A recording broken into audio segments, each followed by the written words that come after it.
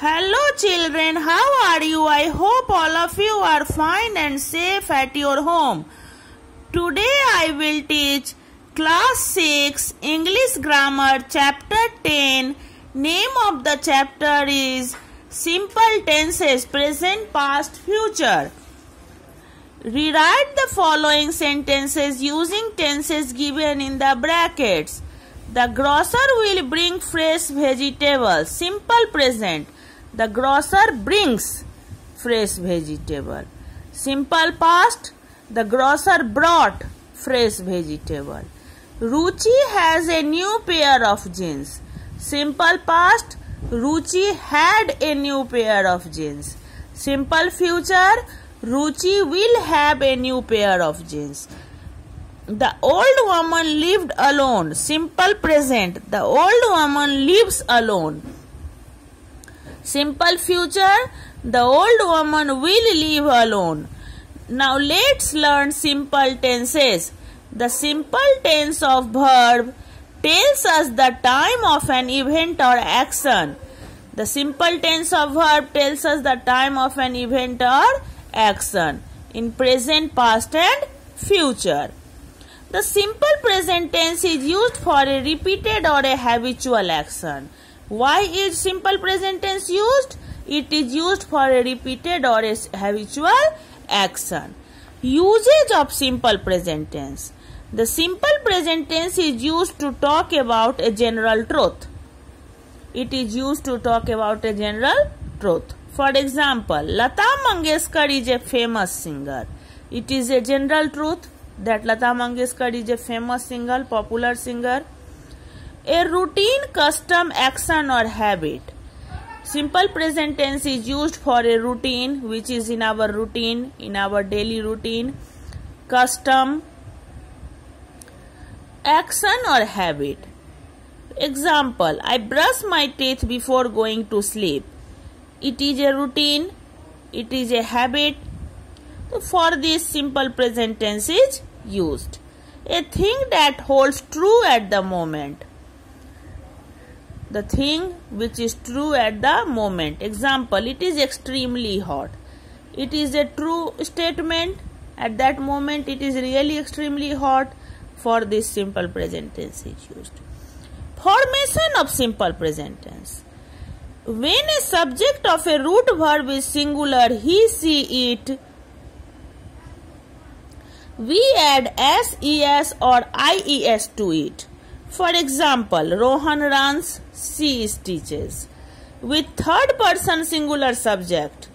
With third person singular subject, in simple present tense, we add s, or ies.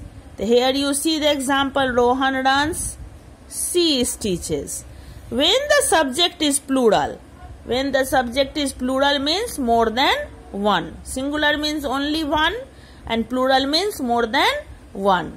So when the subject is plural means more than one. Suppose we, they. We do not add s, or ies to the root verbs. It means base form of the verb is used. Verb 1 is used. For example, we play, they sing. Here we have not added s, or ies. Base form, verb 1 is used. Play, is the verb 1. With we, play is used. With they, sing is used. It means no adding of s, or ies.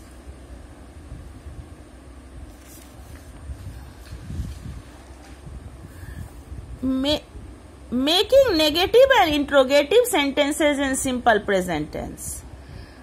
When we make negative and interrogative sentences in simple present tense, to form the negative in simple present tense, we add the words do not or does not. Do not with the first person, second person and plural number.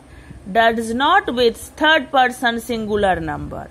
For example, I do not run fast. With I, do is used.